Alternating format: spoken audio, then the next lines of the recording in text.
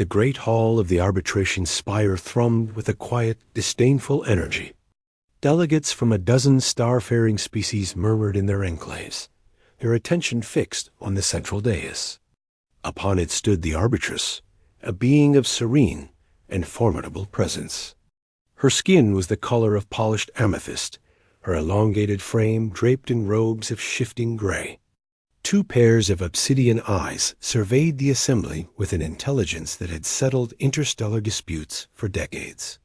Before her, on a pedestal of pure light, rested the object of the day's contention, a rusty, notched blade of primitive design, its grip wrapped in fraying leather. "The evidence is before you." Her voice, a melodic chime, silenced the hall. "The Trelix Combine claims this artifact, recovered from a derelict human generation ship, the Odyssey's Cradle, is a sacred relic of their first forge. They assert its cultural value is incalculable. The Terran hegemony," she continued, a faint ripple of disapproval in her tone, "maintains it as mere debris. Listed on the salvage manifest as Item 7B, 1 ferrous cutting tool. Heavily degraded. Valuation, 40 credits." She extended a slender hand, 4 fingers uncurling gracefully. "My role is to arbitrate, to weigh spiritual significance against material record. By the accords of this chamber, my touch upon the object, infused with my empathic resonance, will discern its true essence. The verdict will be binding." A Trelix delegate, his carapace clicking with emotion, bowed deeply.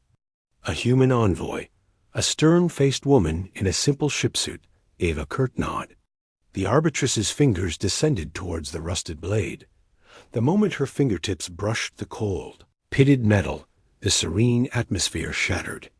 Not with a sound, but with a force. A wave of psychic feedback, ancient and furious, erupted from the sword. It was not Trelix. It was something older, wilder, saturated with a profound and terrible loneliness. The Arbitress gasped, her chiming voice cut short.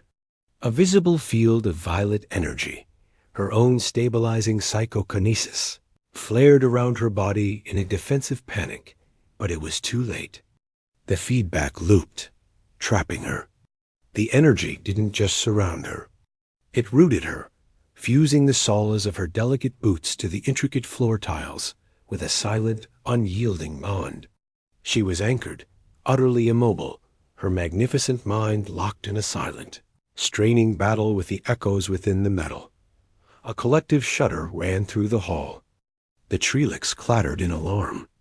The human envoy's composure cracked into wide-eyed concern. Technicians scurried forward, but handheld nullifiers hissed and sputtered when brought near the static coruscation around the dais. A medtech attempted to place a manipulator pad near her foot, and a harmless spark of displaced energy sent it clattering across the floor. The Arbitress remained, a statue of strained dignity, tethered by a 40-credit junk sword. "The object has asserted a paradox," the Arbitress managed to say, each word costing her immense effort. "Its resonance is contradictory. It rejects my probe. I cannot disengage." Humiliation, a sensation she had not felt in a century, burned within her.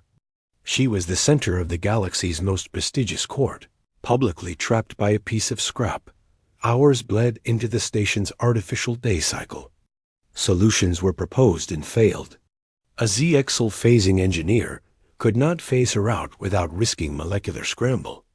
A Gronian brute force specialist, after a warning grunt from the human envoy, did not even attempt to grip her arm.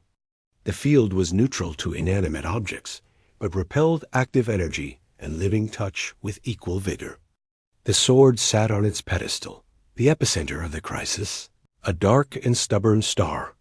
The human envoy had been quietly consulting a data slate, her face furrowed. She finally approached the dais perimeter, keeping a respectful distance from the flickering field. "Arbitress," she said, her voice low and pragmatic. "Our archives on the Odyssey's Cradle indicate the personal items recovered were not cataloged by xeno-archaeologists.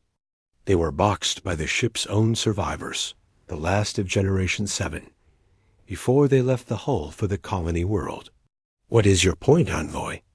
the Arbitress asked, a strain thinning her voice. "The point is the context. It wasn't cataloged as a ritual object or a weapon. It was a cutting tool.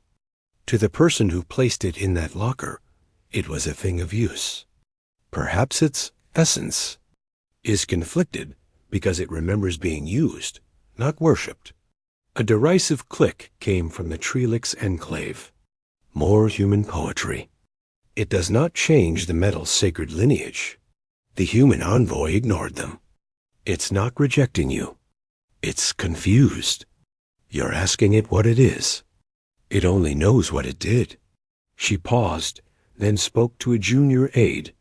"Get me the full, unredacted crew log from the recovery team, and find out who packed Bay 7. Another hour passed. The Arbitress had closed her outer pairs of eyes, conserving her strength for the internal struggle. The aide returned, whispering at length to the envoy, who scanned the new data. Her expression shifted from curiosity to a grim, understanding respect. She stepped forward again. "Arbitress. The survivor who sealed that bay was the ship's chief fabricator. His log entry for the item reads, 'My grandfathers cut our first shelter canopy on New Athens. Kept the hull spiders off the hydroponics.' He'd laugh it's here." The envoy looked from the sword to the immobilized arbitrator. "It's not a relic. It's a legacy. It's a tool that built a home and defended it. You're trying to read its title deed. It only remembers its job." The words hung in the air. The Arbitress, in her immobilized state, turned them over in her mind. She had been seeking a singular truth, a categorical value. But the human mind, it seemed, could hold multiple truths at once. A thing could be worthless junk and a priceless heirloom. It could be a simple tool and a vessel of memory. Her probe had been a demand for a single answer. The object, imbued with the stubborn, practical spirit of its makers, had refused. "A legacy requires an heir," the Arbitress whispered, a new idea forming. "Not an appraiser." She opened all four eyes, focusing on the human. "Envoy, the field reacts to intent, to active energy. It is a defensive reflex. What if the intent is not to analyze, but to continue? To fulfill its remembered purpose?" The envoy's brow furrowed. "I'm not a fabricator, or a warrior, but you are an heir of the culture that made it. The connection is attenuated, but it is there. The object is lonely for a familiar mind." After a long moment, the human envoy nodded. She removed her formal jacket, then approached the perimeter of the field. She did not reach for the Arbitress. She did not reach to analyze the sword. Instead, she walked slowly towards the pedestal, her movements deliberate and devoid of threat. The violet energy rippled, but did not lash out. She stopped before the rusty blade. "Okay," she said quietly, to the air, to the sword, to the long-dead fabricator. "Job's not done yet." She did not ask permission. She did not perform a ritual. She simply reached out and wrapped her fingers around the leather-wrapped grip. There was no explosion, no psychic backlash. The furious resonance emanating from the blade softened, like a sigh. The violent static field around the Arbitress winked out. The bond holding her feet vanished, released so suddenly she staggered, her dignified composure lost for a single human moment. A collective gasp filled the hall. She caught herself on the edge of the pedestal, her amethyst skin paling with shock and relief. The human envoy held the sword. It looked no different, still rusty, still notched. But it lay quiet in her hand. She looked at it, not with awe, but with a kind of somber acknowledgement. Then she carefully placed it back on the pedestal. The hall was utterly silent. The Arbitress straightened her robes, drawing a deep breath to steady herself. The profound embarrassment was gone. replaced by a staggering, humbling revelation. She looked at the human, then at the now inert blade.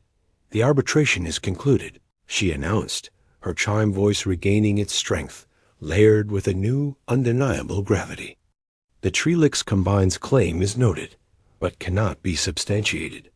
The object's primary resonance is not one of worship, but of utility and lineal continuity. Its value is not 40 credits, nor is it incalculable in the way you perceive. Its value is narrative. It is a story, and stories belong to their tellers and to those who understand their language." She turned her 4 eyes upon the human envoy. "The Terran hegemony retains custody, but with a stipulation. The log entry of the chief fabricator is to be permanently affixed to its display case. It will not be labeled as junk or as a relic. It will be labeled as what it is, a grandfather's tool." The human envoy gave a slow, deep nod of respect. "Understood, Arbitress." Later, in her private chambers, the Arbitress stared at the report screen, her mind replaying the sensation of that impossible immobilization. She had been trapped not by a powerful weapon, but by a simple, stubborn contradiction. And she had been freed not by superior technology or force, but by a simpler, more profound force: understanding. The humans, she realized, did not build their wonders by mastering cosmic energy or perfecting psychic harmony. They built them by imbuing the simplest things: a piece of metal, a memory, a story with a weight that could, quite literally, stop an Arbitress in her tracks. It was a terrifying, magnificent power, and it had nothing to do with swords at all.